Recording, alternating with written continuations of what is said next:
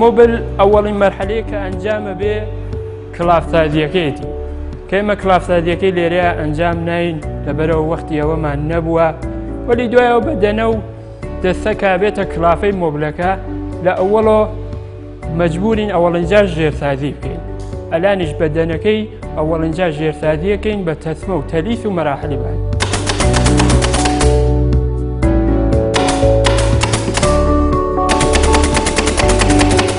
ئەنوای تەسمەشمان هەر هەیە، تەسمای فەنەریمان هەیە، تەسمای فلزیمان هەیە، ئەم نەو تەسمای عادیشمان هەیە وەلی ئێستەحکامی ئەمانە شاید لە کێشیەکان بیشتریش بێت. لە کولە نەوعەکانی بە نەوعی مۆبلەکە فەرقەکە. بەعزە نەوع هەیە مۆبل فەنەریەکەیە خۆن، بعضێکیان فلزیە، بعضێکیشیان نەوەی کێشی و بعضێکیشیان کام حاڵەت عادیەکە. ئێمە حاڵەت عادیەکە شتێ مناسبتر لەوانی کە ئەبینی.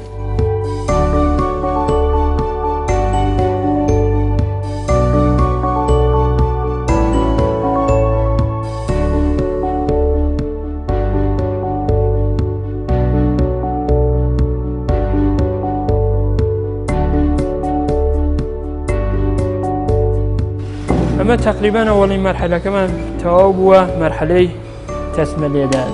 ئەم جارە چینە سەر مەرحەلەی تەلیس لێدانە.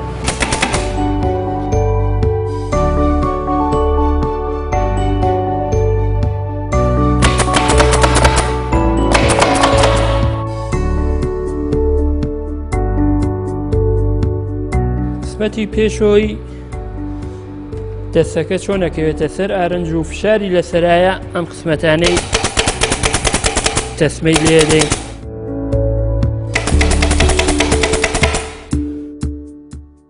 پارچەهای مۆبل ئەنواعی مختلفیان هەیە. پارچەهای مۆبلی ئێرانیمان هەیە کە ئەکسەرەن پارچەهای مۆبلی ئێرانی یەزدی و ئیسفەهانی مەشهورن. بۆ پارچەهای چینیمان هەیە کە متەئەسفانە ئەلان پارچەهای چینی زۆر لە ئێرانە ئیسفادە ئەکرێ. زۆربەی پارچەهای تورکیەکە ئالعان لەلای خەڵک پیان ئەڵەن تورک، مۆبلسازەکان ئەڵەن تورک، ئەکسەرەن چینین، یعنی زۆربەی ئەو پارچانە چینین. بۆ پارچەهای تریشمان هەیە پارچەهای تورک کە ئالعان ئەو پارچە تورکانەوە ئەگاتە ئێران ئەکسەرەن پارچەهای نانۆی تورکن، یعنی خودی پارچەی ئەسڵی تورکەکە نییە.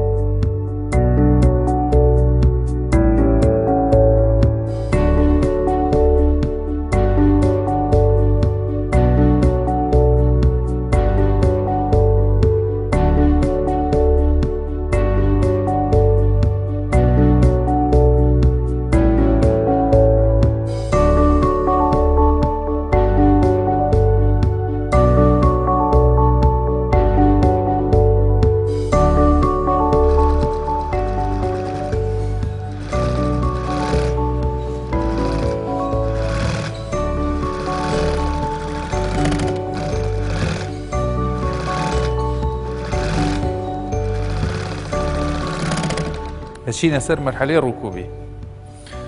ڕووکوبی مۆبلیش بەدەنەی مۆبل ئەوەڵ لە پشتی مۆبلەکەەوە دەست پێەکەین.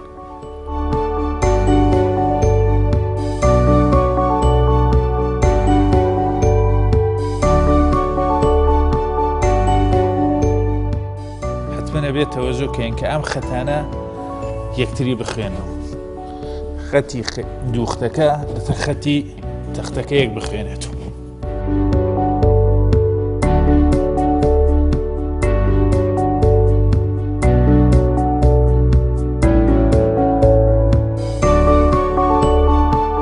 ئێمە نەخێکمان هەیە بە عنوانی نەفسێن. نەفسێن یانی ناچڕێ، نەچڕ یان نەفسێنی پێوە.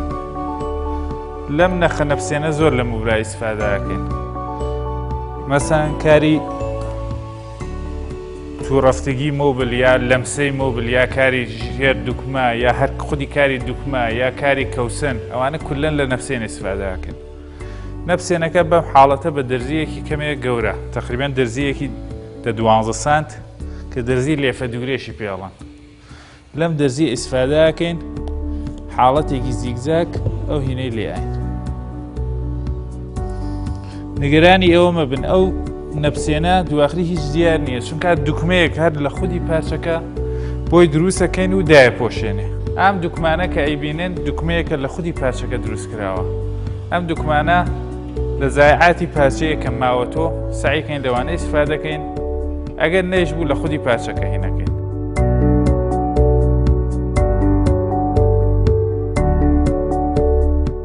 وە لە لێدانی پشتی موبلەکە حتممە نەبێت لە سورمە ئیسفادە دەکەین. سورمە کارایی زۆرە لە موبلیشە. هەروەها کەوتم نەفسێن شەنێ کارایی هەیە سورمێش هەر دەخەم بۆ حاڵەتەیە. لە سورمە بۆ لێدانی بۆ داپۆشانی ئەو سنجاقانە ئیسفادەکەین. لە موبلی سەڵتەنەتیە هەروەها سورمە چونکە موبلهای سەڵتەنەتی کولەن سنجاقەکانیان لە لێوارەکەی لێدرێ. یعنی جێگایەکی نییە وەکو موبلهای ڕاحەتی کە دایپۆشێن. موبلهای سەڵتەنەتی کولەن ئەوەی وا سنجاق لێدرێ لە بەرچاوی ئەو سورمە بە سوورەتی چەسب لێدرێت لە دەوروبەرەکەیە.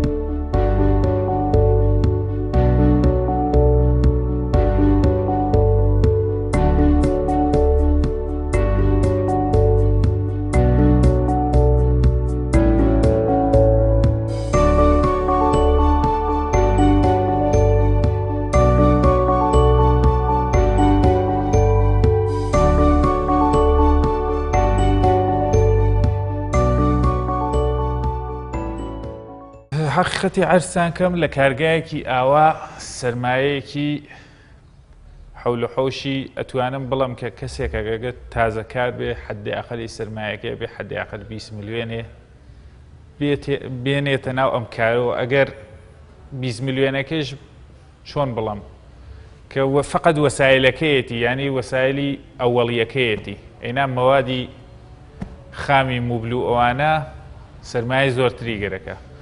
وەلێ بە سوورەتی تەقریبی ئەتوانین بڵێن 30 من تا 100 من 200 من و ئێلا زۆرتریش سەرمایە گەرەکە لە کارگایەکی موبلسازی ئاوا. من تەوسیەیە کە هەمە بە ئەو کەسانی وا موبل ئەکڕن حتمما موبلی ئیسفادەکەن کە موبلەکە ڕاحەت بێت لە لحاظی ئیستاندارد بێ سعیکەن کەفەکەی کەمێت تا سفت بێ بۆ پشت باشترە. ئەو موبلەوە ئینتخابیەکەن ئەگەر ڕاحەتی بێ حتمما ئەبێ زاویە پایان قائمە بێ دەستکێکە دەستی لەسەر ئەنەن حتمما ئەبێت دەستکەکەی نەرم بێ کە ئیتر تەرەفکە لەسەری دانیش جوان جوان ئێحساسی ڕاحەتیکە. سعیکەن لە موبلهای زۆر نەرم خۆیان بپارێزن. موبلهای زۆر نەرم لە لحاظی دەوامیشۆ ئەکسەرەن زەعیفن.